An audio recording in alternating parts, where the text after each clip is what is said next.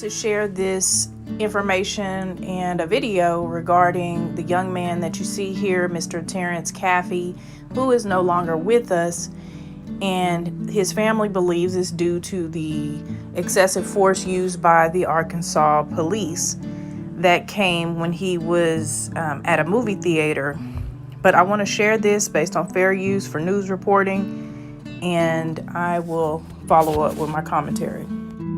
The family of Terence Caffey believe he took his last breath here at Movie Tavern Theater while in police custody.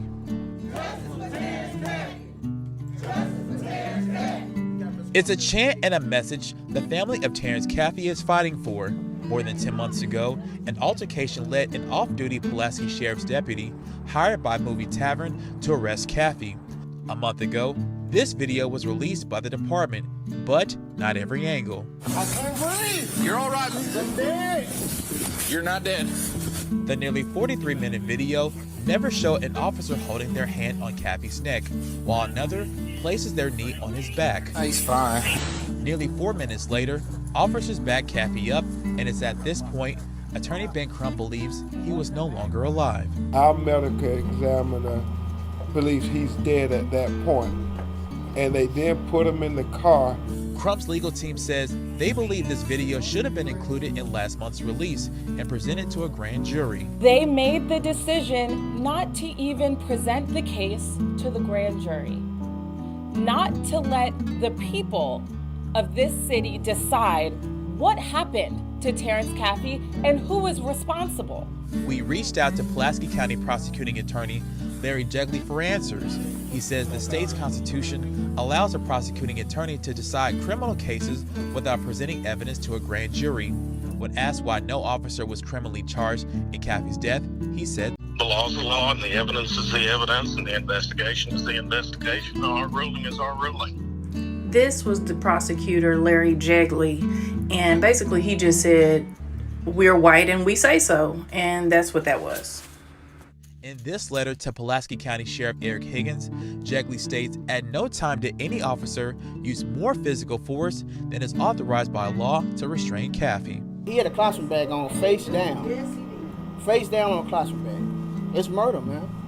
No other way you can. Now, the first encounter that Terence had was with Swaggerty, the security at the movie theater, and he was an off-duty captain with the sheriff's office. Swaggerty says he's got some sort of bag on him. The assistant manager also told dispatchers that Caffey had a colostomy bag on him. So they were well aware of that. So for then they come back and say it was the right amount of force used. Is that the right amount of force used under these extenuating circumstances? Are there no arrangements that need to be made when you're dealing with somebody with a disability, physical disability, medical colostomy bag hanging out of their stomach? Is there no different treatment? Would you still, is that the practice that they use? You still throw them on their stomach on top of a colostomy bag? Come on, man. It's outrageous, but let's continue on and finish this video. According to Jegley's report, the medical examiner states Caffey died from a sickle cell crisis due to being restrained and struggling with officers. This is the same as saying George Floyd died from a fentanyl overdose. Like, we didn't see Chauvin put his damn knee on the man's neck all those minutes. We see them throwing this man on top of his colostomy bag, and to say, oh, it was a sickle cell, whatever he said, the sickle cell thing. People have those sickle cell crises and they don't die from them majority of the time. But they want us to believe that, oh, well, he had sickle cell and it went into a crisis due to him struggling. It was his fault. And though you didn't see him struggle after we had him down, handcuffed with his face in the pavement, knee on his back, you didn't see him struggling, so there was really no need for all that force. But this was all justified based on everything, and we're not even going to present it to the grand jury because the prosecutor, good old boy prosecutor, said we don't need to. I'm white and I say so. But let's finish this up. It also states Caffey suffered no other trauma that would have resulted in his death. It was ultimately ruled a homicide. We do not disagree with the ruling that this is a homicide in any way, shape, or form.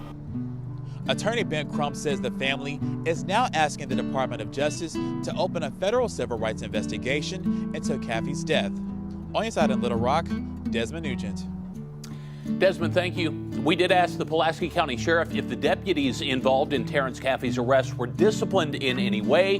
We were told an internal investigation remains underway. It's really a shame that these men are currently getting away with what they did to this brother and acting like, oh, well, no, we didn't have anything to do with that. It was his sickle cell because he was fighting us.